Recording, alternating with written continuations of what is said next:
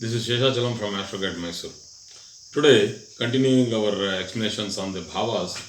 So, the most important bhava for the Kali Yuga, because we are, attracted towards lust and desire. These are the two bhavas which I am going to discuss today. There might be difference in opinion telling that these are not the most important bhavas, lust is not important or desire is not important. But if you please look around yourself in the society, you will understand these are the most two important points on which lot of conflict, misunderstanding, fighting, murders, everything is going on. And why? Because the seventh bhava is also called as the Maraka bhava. As the second is the Maraka, the primary Maraka becomes the seventh house. Because why is it a Maraka bhava? Because it is the 12th from the Ayusthana, which is the 8th house. Ayusthana, which gives longevity to a native, is the 8th house, and the 12th from it, that is the Vyayasthana for the 8th house, is the 7th house, which is the primary Maraka for the native. Okay, what is this called? This bhava is called as the Kalatra bhava. Why? Kalatra means spouse, the most intimate partner in your life. A partner who will share all your life, everything. That is why she is called Ardha. So she or he will take half of your life, time, energy, and also will give lot of happiness, belongingness, support. So it's like a give and take relationship. And why it is a give and take relationship? Because it is the seventh house from the first house. It is exactly 180 degrees away from the first house, and hence it is called as the house of opposition. So this house, the Karaka is Shukra. Shukra is the Karaka for Kalatra, that is spouse. In many books, it has also been referred to as Jupiter in the girl's chart and Shukra in the boy's chart. But I will not go into that confusion, and I'll keep it plain and simple and take only Shukra as the Karaka for the 7th house. The 7th house also indicates partnerships. Here, you should understand that the 7th house is the house through which we transact with the external world. 3rd house might be the house of communication. 5th house might be the house of ideas. But the 7th house, these are all odd houses. Odd houses have different meaning, and even houses have different meaning. Even houses are all for karmic enjoyment, and odd houses are all for further growth and going ahead in life. That is the 3, 5, 7, 9, 11. So we have the houses like 2, 4, where our attachments, property, money, all these things are attached. So you should understand that the even houses are the Maya, that is nothing but the samsara, which comes and get attached to the chart, and the odd houses are the motivations, inspiration, and that drive which drives us to go ahead in life and do something. And what they are going to do is all depending on where the Lagnadipati is placed, XYZ. We'll talk about XYZ later. So, partnerships, business, commercial trading, or trading like import and export, all these things are seen from the 7th house. We know that it is Kalatrasthana, that is the most important house to be seen for marriage. Most of the cases, people do not get married only because they do not want to lose their freedom, and they are afraid of living or sharing their ideas with somebody else. So many of the cases are that they do not want to get married at all because they are afraid as to what sort of a partner might come in their life. So this apprehension, this fear is also because 7th house is the house of hurdles. It is a normal, normally for every house, the 7th house becomes an hurdle. I'll just give you another small glimpse into how it becomes. For example, the fourth house is called as the Sukhasthana. Sukha, enjoyment, materialistic enjoyment. So if a person totally get involves into the Sukhasthana, fully, deeply, and let us say it is very strongly posited in a person's chart, then the opposite of the Sukhasthana, which is the 10th house, will suffer. That is the Karmasthana, where he has to act, he has to work, he has to go for a job, he has to do a living by earning. That will suffer because the 4th becomes strong. And if 10th becomes very strong, then he will not enjoy at all in his life. He will be only working like a donkey. He will never be able to enjoy in his life. So this is what is called as the balance. So we need to see balance between both the opposite houses of a chart. Like if the first house is very strongly posited, we call that person as a overconfident, arrogant, stubborn personality who gives more weightage to his esteem, his respect and his ego, not for service or for anybody else. He doesn't listen to anybody. He is called as a one-way person. If the 7th house is very strong and the first house is very weak, then this person, the same native, will become a dependent. He will become a subordinate. He will always report. He will not be able to become a leader. He will always want support. Without support, he will not be able to do anything. He will go for advices even for small things. So he will not have his own stance on many subjects. He will not know the subject at all to even have a stance. So to have a stance or not to have a stance is to be understood by seeing the first and the 7th. This is what is called as balanced chart. If you have both the first and the 7th houses balanced, and every other house and its respective opposite house. So I am talking about opposites only because today it is the 7th house. Okay. 7th house is also for the second child. Why? Because it is Bhavat Bhava. Once again, the brother or sister of the first child, that is the 5th house, will fall in the third from it, that is the 5th, the 6th and the 7th. That is 3 houses from the 5th house is also known as the house of the sibling. So that sibling for your first child would be your second child. So that is how it is, a second child. Frequent travels on business is seen from the 7th house. And Dwikalatra Yoga, this is one thing which has been, asked so many times.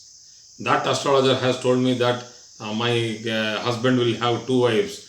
Another astrologer has told me that I will have a second marriage. Girls are worried, boys are worried, they are totally panicked. Even, I will tell you, even before the first marriage, they are panicked. I will, please once again, do not go into this yoga of Dwikalatra Yoga, which is unnecessarily creating a lot of tension between people. So please go through this yoga with a lot of sensitivity. And this yoga, yes, it is there. It does happen, and I will explain the Dwikalatra Yoga when the time is ripe for that yoga discussion. And until then, let it be that 7th house, yes, it also gives a glimpse into whether there is a Dwikalatra Yoga or not. Dwikalatra means second marriage or simultaneously having 2 people in life. So here one might be married, the other might be, an affair. These things we need to know in detail with a chart and personally deal with it and not on a public, platform. So why? Because it is, it is food for many ears and eyes, but it is not a good practice and a good way of being astrologers. So being the 7th house, it also refers to generative organs, that is the organs in the sexual organs which are visible in the body is the 7th house. The invisible things will fall in the 8th house. I will come to it later. Urinary tract, anus, kidneys, back, the spinal cord. So the first house usually is referred only to see the head, that is the scalp of the head. But on a general level, the first house means front part of the body, and the seventh house means the hind part of the body, the back part of the body. The dorsal parts of the body comes in the fourth and the 10th, and I'll come to it later when we go into the Drakana in detail. So the anus, kidneys, I told you about it. Spinal cord, very important. Prostate glands in men. Prostate, we are getting news of too many prostate cancers, and also many cancers of the colon and the rectum and piles. So these all can be seen from the seventh house very clearly. Distant place and foreign travel also can be seen from the seventh house. This point is once again raised here. I just wrote it down.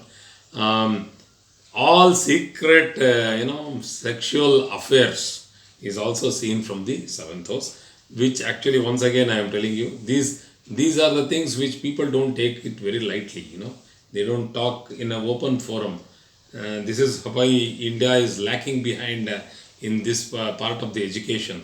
So atrocities and people going through harsh realities of life can also be seen from the 7th and the 8th houses of a chart, wherein they would have been subjected to domestic violence. So this domestic violence is a very sensitive subject, because the law of the land and the mindset of the social mindset, the moral ethics of our country prevent us from an open discussion in this subject.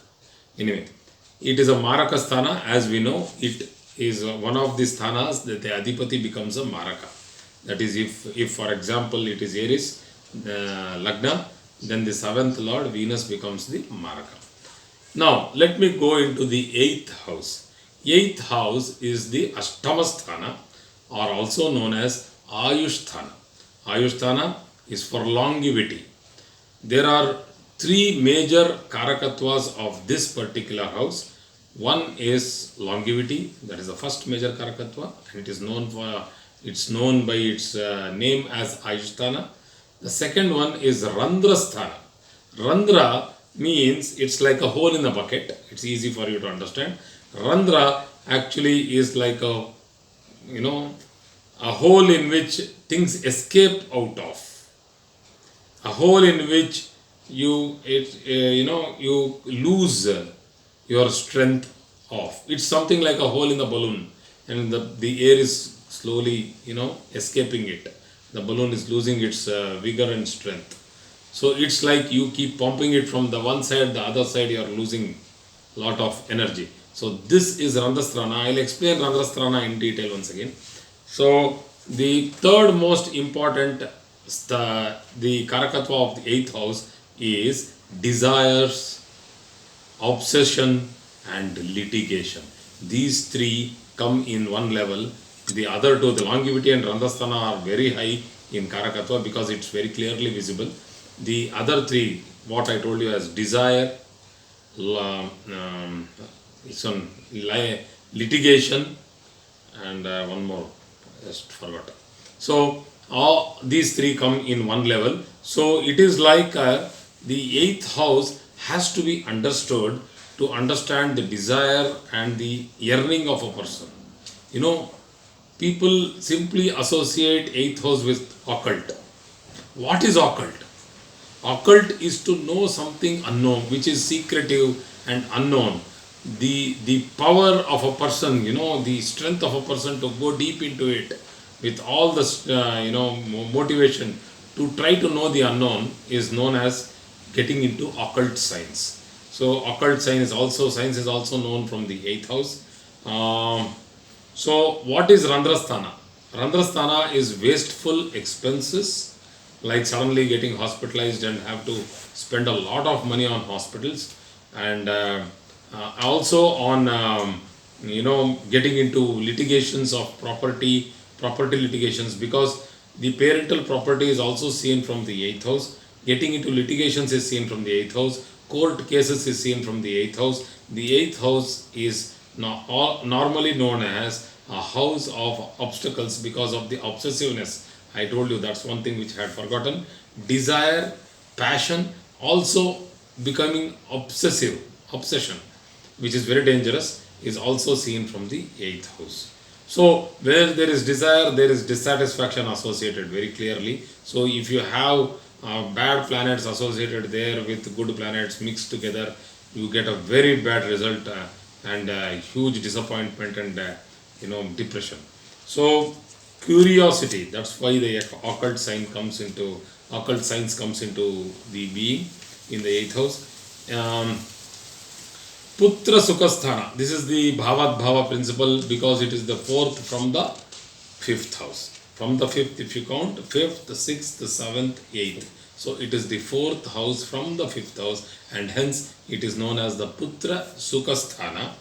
That is to know the well-being of your children on a generalistic level, not for the exact child. It is on a generalistic level that if the 8th house is good, that means your progeny or your children, your santana will have a good life. So craving and desire, innate desires, the gut feeling, everything comes from the 8th house. Defamation, humiliation, defeat, disgrace, unhappiness. That is why 8th house is regarded as one of the Triksthānas. As the 6th is regarded as a Triksthāna. I'll come into the 6th house Triksthāna. Once again, I have told you that I'll explain Triksthānas in detail later on. But this is why it is also known as a Triksthāna, because you have so many negativity here. Unhappiness, disgrace, defeat, humiliation, getting suspended without notice, suddenly getting terminated. It is like losing a job the next day and you don't know why you have lost the job. And suddenly the company shuts down. Something happens. The external environment also gives these problems. So these things are also to be seen. Reproductive organs inside the body, like the ovaries and the egg producing sacs and the tube, all these things have to be seen from the 8th house, especially for female. The male reproductive organ is seen in the 7th house because it's a testicle which is always visible from outside, but which is inside, hidden inside, that is the ovaries and the follicles which are produced and the tubes, the womb, everything has to be seen from the 8th house. So the womb in general, because it is for pregnancy, it is also seen from the 5th house. So hence, if the 5th and the 8th are well placed, the lady will have good, easy pregnancy and normal children. So if there is planets like fast moving planets like Chandra in the 8th house and having malefic combinations, then fear of death may happen. And also it is known as the Alpayu when Chandra is there. So that is why fear of death, fear of punishment from government, fear of going into the prison. Both 8th and the 12th houses suggest this. So hence litigations which get converted into sentences should be seen in the 8th and the 12th houses. So mental agony and dissatisfaction also has to be seen from the 8th house. Death by drowning, suicide, murder. See, this is like to know the reason for death through the afflictions in the 8th house. But the 8th house gives ayu, it does not give death. But the reason for death also can be seen from the 8th house depending on the external afflictions, like some other planet sitting there in the 8th house, not the 8th Lord. 8th Lord will never kill. It will always try to give you more ayu, more karma, more suffering. Ayu means suffering. Ayu means not having a enjoyable time here. If you are supposed to, if you are on the deathbed at 89 and you are told in your dream by God that you are going to live another 10 years, you will start crying the next morning, or even in that night itself you will wake up and cry. Because you are on the deathbed, you can't get up, everything else is to be done by somebody else. The food even goes through your pipe, you are not chewing your food. And if that is the state of life, and if God gives you 10 more years, it is pure punishment. It is worse than the death sentence. That is why when I had read in one of the articles in the newspaper, which was many years ago, let's say 30 years ago, I read this. There was a small caption where a blindfolded a lady with the thing that is the goddess of justice is standing there, and the accused is in fear with his eyes fully terror struck. He is waiting for the justice to be pronounced, the judgments to be pronounced. And there the caption was written that the accused is waiting for the death sentence rather than the life sentence. Because Katina Karagraha Shiksha, that is going through a very, unbearable imprisonment which is for a lifetime, is worse than a death pronouncement immediately. So this is what I had read. It is to be seen from the 8th house. Many other, the 8th house is having a lot of properties. So let me finish it in a faster pace. Chronic problems are to be seen from the 8th bhava. Widowhood also has to be seen from actually the 7th bhava, but the 8th in continuance from the 7th bhava, because if you have too much ayu, if a person has too much ayu, that obviously means that his partner will have to die earlier, and there will be a gap between his partner's death and his himself, and that's either he is a widow or she is a widow or he is a widower. So this happens. So inheritance, legacy, will, insurance, pension, insurance amounts, pension amounts, sudden amounts which come into your bank because of somebody else's will, without you even knowing you might get it. So that also is seen from the 8th house. Delay, destruction, worries, disappointment, and theft, robbery, all these are seen from the 8th house. Most important point is the person becoming a psychopath. This is one of the most toughest things, and that is seen from the 8th house. Secretive planning and execution of bad plans, terrorist plans, bombing, killing, all these things can be seen from the 8th house.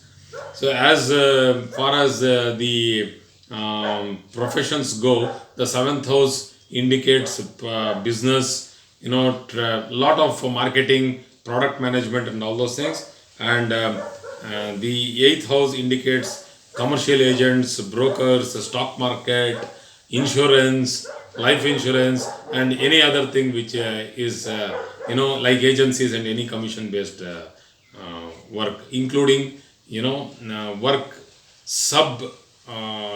taken from somebody else, and you do it, but it's not in your name, and it's like a sublet, a business which has been sublet. It's like somebody takes a business from government but gets it done by somebody else. That somebody else will have the 8th house strong, so that he will be getting business not directly through government but through an agent. So working for an agent or an agency is also through the 8th house. Thank you very much for today's class. I hope I have covered most of the points. Thank you.